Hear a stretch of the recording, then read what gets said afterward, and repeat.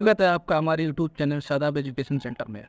तो आज की इस वीडियो में हम आपको बताने वाले हैं कि आप अपना एनडीए का फॉर्म कैसे भर सकते हैं। एनडीए यानी कि नेशनल डिफेंस एकेडमी का 2024 वाला, जो भी जनवरी 27 जनवरी से चालू हुआ था, सर 16 फरवरी तक लास्ट डेट है इसकी भरने की। तो आप इसको भरने के लिए मतलब क्या क्या प्रोसेस है, कैसे क्या है, स्टेप बाय स्टेप पूरा हम बताएंगे आपको। तो वीडियो को पूरा जरूर देखिएगा और वीडियो अगर अच्छी लगे तो लाइक एंड सब्सक्राइब किए बिना मत जाइएगा, साथ में अपने दोस्तों को शेयर भी कर दीजिएगा, उन लोगों को भी थोड़ी सी मदद मिल जाएगी। तो चलिए फॉर्म भरते हैं। फॉर्म भरने के लिए आप उससे पहले इसकी ऑफिशियली साइट पर आ जाना, जो एनडीए की होती है। तो आप जो देख रहे थे कि इसका डैशबोर्ड इस तरीके कुछ इस तरीके से इंटरफेस है। तो आप यहाँ से देखिए ऊपर लिखा हुआ है HTTPS NDA। तो इस लिंक से भी डायरेक्ट आप आ सकते हैं। चाहे तो आप यहाँ से sarkari.com पे जाएंगे तो फिर यहाँ पे आप देख रहे हैं NDA Pune group C various post online form वाला है। इस पर क्लिक करेंगे तो कुछ इस तरीके के इसका इंटरफेस दिखाई देगा, खुलेगा। तो हेड आ गया था दोस्तों, इग्नोर करिएगा। तो ये देखिए लास्ट डेट एप्लीकेशन चालू हुआ था 27 जनवरी 2024 से, लास्ट डेट है 16 फरवरी तक का। तो जो कि एकदम फ्री ऑफ कॉस्ट है, कोई पैसा नहीं देना है किसी को। जनरल OBC अदर स्टेट के कहीं के भी लोग हों, फ्री है, कोई नहीं देना है। तो कुछ इस तरीके का फॉर्म है। उसमें देखिए पोस्ट हुई है, टोटल पोस्ट है, वैकेंसी है जो इस पोस्ट की 198 है। तो इसमें मल्टी टास्किंग की भी है, जो भी स्टाफ ऑफिस एंड ट्रेनिंग का है तो उसकी 151 पोस्ट है। इसके लिए एलिजिबिलिटी क्या क्या है वो यहाँ लिखी हुई है। क्लास 10th मैट्रिक्स, यानी कि जो क्लास 10th होता है उसी को मैट्रिक्स कहते हैं, वो पास होना चाहिए। और लोअर डिवीजन क्लर्क यानी LDC की 16 पोस्ट हैं, वगैरह वगैरह और सब भी हैं। जो भी आप अपने हिसाब से देख के, जो भी इसमें आप इंटरेस्टेड हों, जिसमें आप मतलब एलिजिबल हों, वो आप भर सकते हैं। कुक की भी है, साथ साथ में यहाँ पे 14 पोस्ट हैं खाना ना बनाने के लिए भी। तो आप यहाँ से भी डायरेक्ट ही यहाँ पे दिए हुए क्लिक करके ऊपर आएंगे, सॉरी नीचे जाएंगे, ऊपर आएंगे। तो नीचे आएंगे, यहाँ पे स्क्रॉल करके यहाँ से दिया हुआ है अप्लाई ऑनलाइन पे। तो यहाँ से भी करेंगे तो भी आपको यहीं पे ही लेके आएगा। तो इसका कुछ इस तरीके से इंटरफेस दिखाई देगा। तो फिर आपको सबसे पहले यहाँ पे नीचे दिखाई देगा create new account.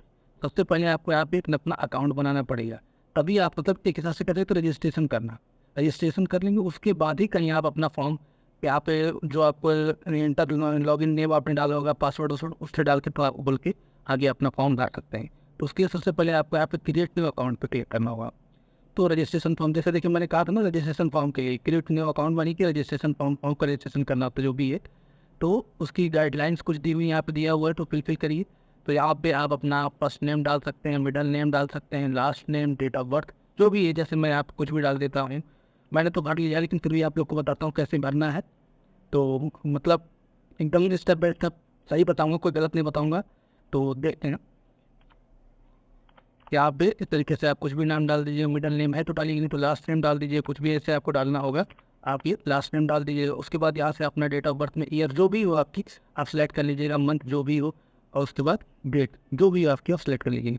Mobile number डाल लीजिएगा और ईमेल, लॉगिन नेम, मतलब जो लॉगिन नेम आप डाल रखे थे वही आप यहाँ डालिएगा। लॉगिन नेम जो आप अपना ईमेल आईडी डालेंगे वही आपका लॉगिन नेम भी हो जाएगा, उसी से आप लॉगिन कर सकते हैं। लॉगिन नेम या ईमेल दोनों डालना होता है। पासवर्ड यहाँ पे आपको डालना होगा। पासवर्ड का इसमें एक अपर लेटर होना चाहिए, कैपिटल लेटर वाला होना चाहिए, स्मॉल लेटर में होना चाहिए, स्पेशल कैरेक्टर होना चाहिए और नंबर होनी चाहिए। ये सब होते हैं कुल मिला करके। तो चलिए मैं यहाँ पे कुछ भी मतलब मोबाइल नंबर डाल लेता हूँ। ये मैंने डाल लिए 2 4 6 2 8 हो गए, ये 10 मोबाइल नंबर डाल लिए। यहाँ पे मेल ID में कुछ भी डाल लेता हूँ, 112@gmail.com।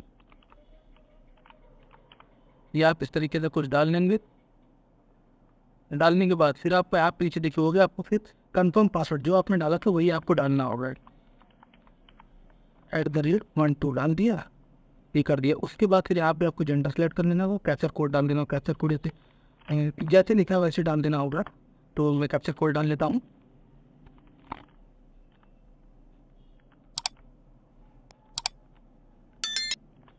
फिर कैप्चर कोड डालने के बाद आपको जैसे ही आप क्लिक करेंगे तो कुछ ये लोडिंग लेगा। उसके बाद कुछ इस तरीके का इंटरफेस आपको यहाँ दिखाई देगा। आपकी इस मेल ID पे भी एक OTP गया होगा और इस मोबाइल नंबर पे भी एक OTP गया होगा। तो आप फिर दोनों OTP डालने के बाद, कैप्चा कोड डालने के बाद आपको वेरीफाई कर देंगे। जब वेरीफाई कर देंगे, वेरीफाई करने के बाद फिर आपको यहीं पे आ जाना है। यहाँ पे आने के बाद फिर आपको अपनी वही जो आपने लॉगिन नेम या मेल ID डाली तो वही डालना होगा, पासवर्ड डालना होगा।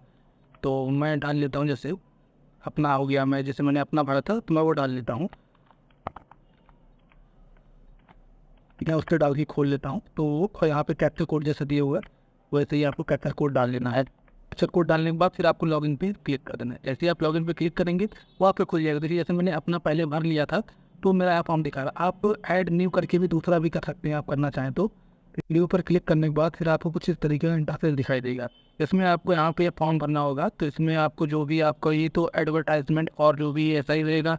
पोस्ट अप्लाइड फॉर, जिसके लिए भी अप्लाइड करना चाहते हैं, जैसे लोअर डिवीजन पर क्लिक करना चाहते हैं तो डाल दिए, चाहे तो आप मल्टीटास्किंग क्लिक करना चाहते हैं तो मल्टीटास्किंग सेलेक्ट करके डाल सकती हैं। उसके बाद जेंडर सेलेक्ट करना होगा। उसके बाद कास्ट, आप जिस भी कास्ट से आते हैं आप वो भी आप सेलेक्ट कर लेंगे, वो भी तेज़ से डाल दिया मैंने।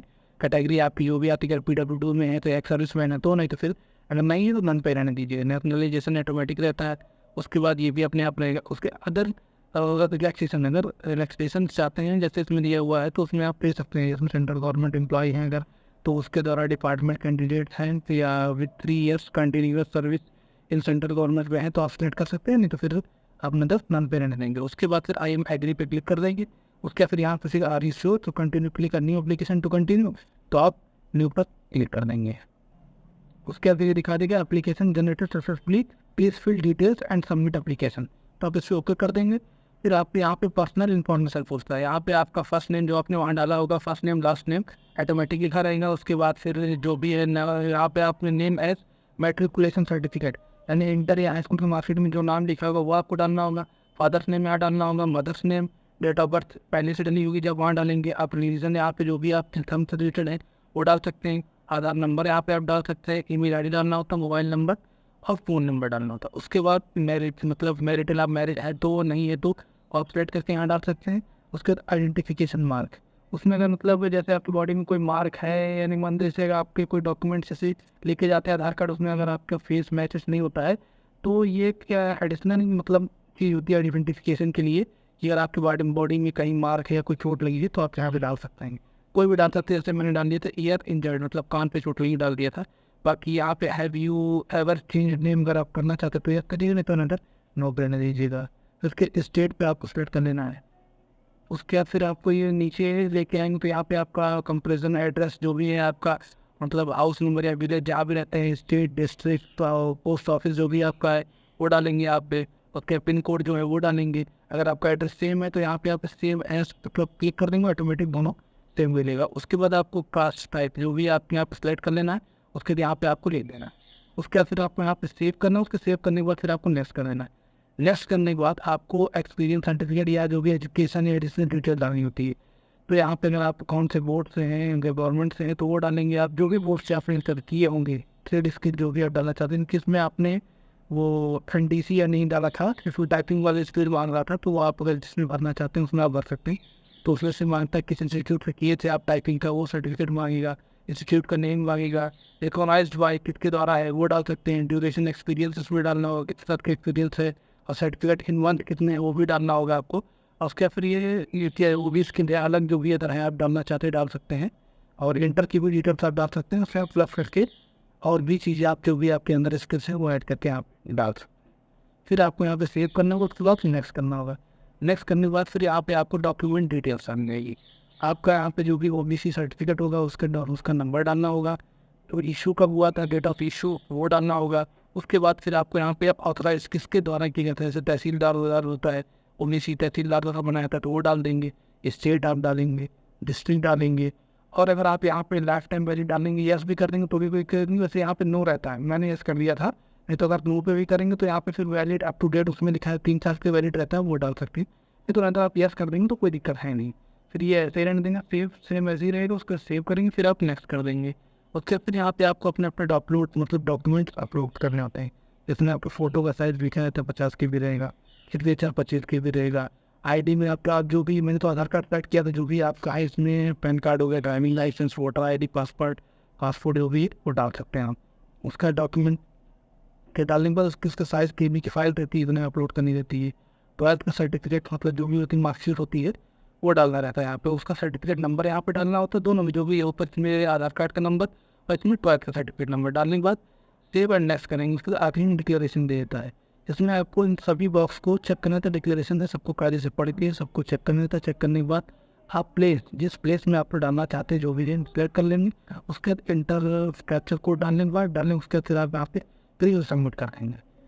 तो अगर आपको ये वीडियो पसंद आई हो तो लाइक, कमेंट एंड सब्सक्राइब जरूर करिएगा। तो मिलते हैं अपने नेक्स्ट वीडियो में, तब तक के लिए धन्यवाद। जय हिंद, वंदे मातरम।